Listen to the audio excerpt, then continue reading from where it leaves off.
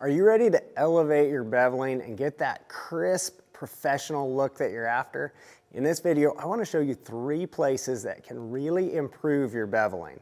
I'm in the middle of tooling our newest specialty pattern, and there are several areas in here that really give you an opportunity to step up your beveling and get that final look that you're after. So let's head to the bench, and I want to show you specifically how I get those crisp impressions that you're after. So I'm in the process of tooling up this bull elk. This is the new specialty pattern I'm working on here. And the first place that I want to zoom in and really look for cleaning up your bevel work, we're going to talk about continuing your bevel lines. So when we look at something like this, and where that stem or that sticker vine is coming underneath this other stem here, you can see there's that little stop, right? That beveling stops right there. What we want to do is just to be able to continue that. And I have this turned this way so you can see the effect of it once I put this bevel in here. But we're going to bevel that the rest of the way in, and then I can turn and clean that up.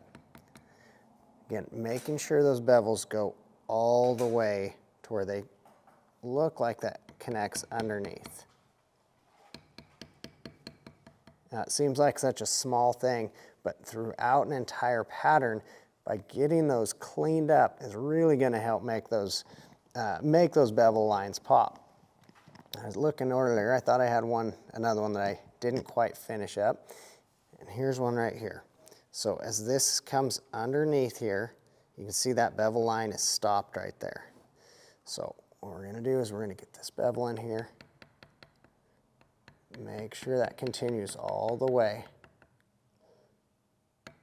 And then I can touch that up the other direction. So there's number 1. Number 2, we're going to look at really small, fine places. So I'm actually going to size down to a smaller bevel here.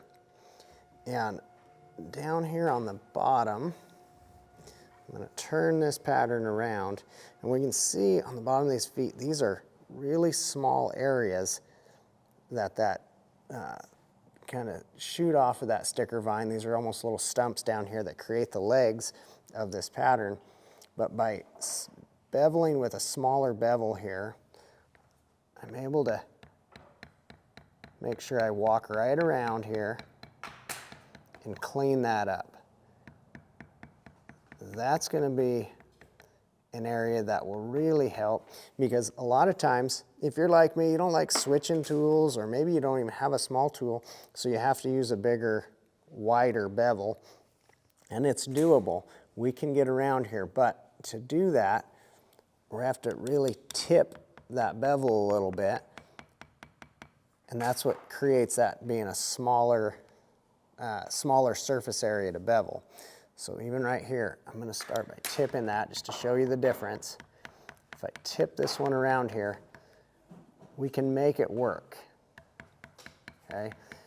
But if you're wanting to take it to the next level, we'll clean it up by actually sizing one down to 1. Now these bevels, again, I think are kind of more luxury items as you're progressing in your craft, right? You don't have to have them to get started. These particular ones I'm using are Berry King checkered bevels, so in case you're wondering, that is what I'm using here. But sizing down where needed, continuing those spots.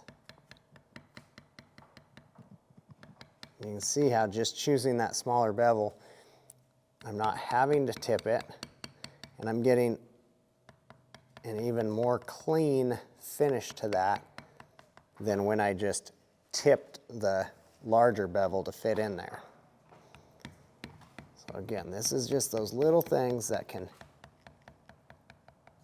take that beveling to the next level. Now the last one that I want to show you is probably, I think, the most important one. This is a spot that can really clean up a pattern. So we're going to back up just a little bit out of here. Here we go, so we can see more of this whole pattern here for a second. Now, one thing that makes up a lot of these different specialty patterns is different turnbacks. So what I mean by a turnback is a swirl that comes and turns underneath itself like this. It turns back underneath itself. Or we get up here into these antlers and you can see these sticker vines, they turn back, they turn around there, and it adds depth and dimension to your pattern, because now instead of just one sticker vine there, you fold that around and it creates more depth, high to low with that. Just that little effect there. But how do we get them to where they look quote unquote right? How do we get them more natural and finish that off to that professional look? And one of the big keys is when you look at this, there's an inside line to a turn back right here, the one that's not beveled yet, and then an outside line. Okay, so this turn back here, there's this inside line and our outside line.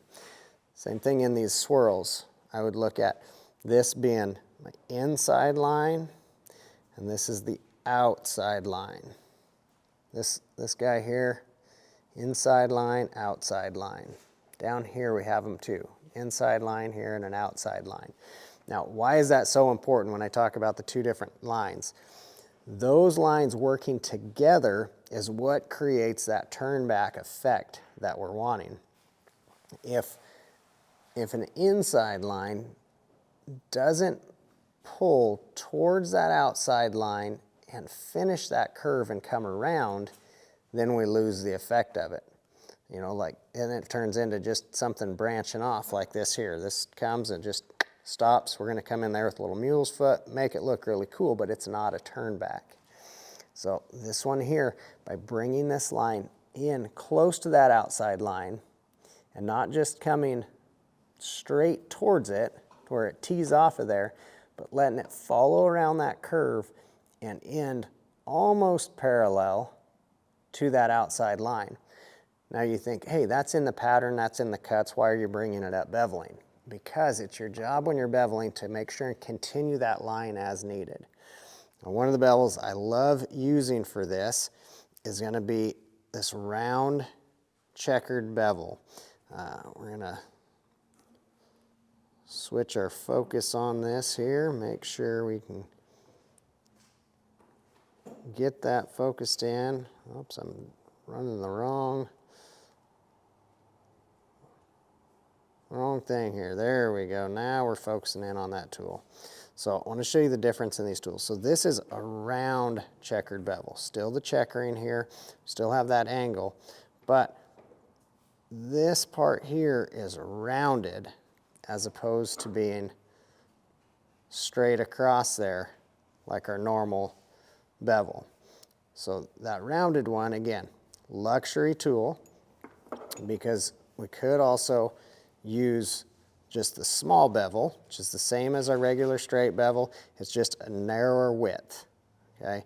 But again, if you want to get that extra luxury in there, you can grab this round one. Let me show you why that's such a luxury. Let's change our focus back up again, and we'll get in here to one of these turnbacks. So right in here on this turnback, I come in, I beveled as far as I could with my regular straight bevel before it started getting a little tight in this curve. So now, with that round bevel, I can come in. It kind of acts as a lifter there, gets a little deep in that corner.